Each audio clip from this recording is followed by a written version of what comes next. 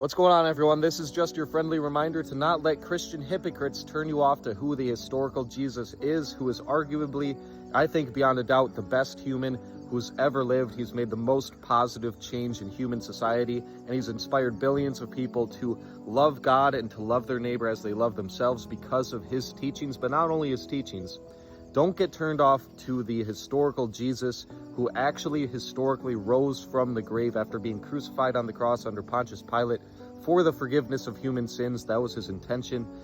He went to that cross willingly to be able to testify, because he is God in flesh, testify that God is willing to forgive us in the context of the Old Testament, testify that God actually loves humanity no matter how far gone you are.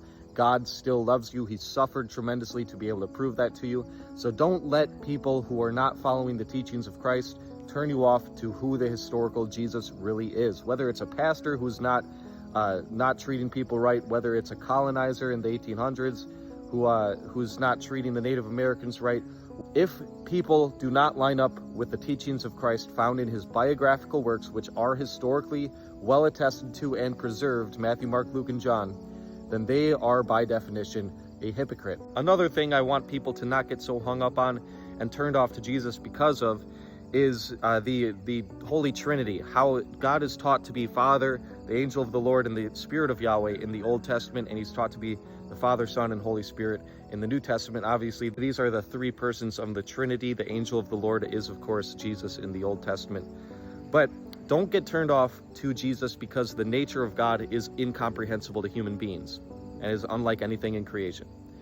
Don't get turned off to the historical Jesus who actually rose from the grave to testify as a seal of authenticity that he is the God that he's claiming to be. Read the Gospels, read the biographical works of his life, Matthew, Mark, Luke, and John.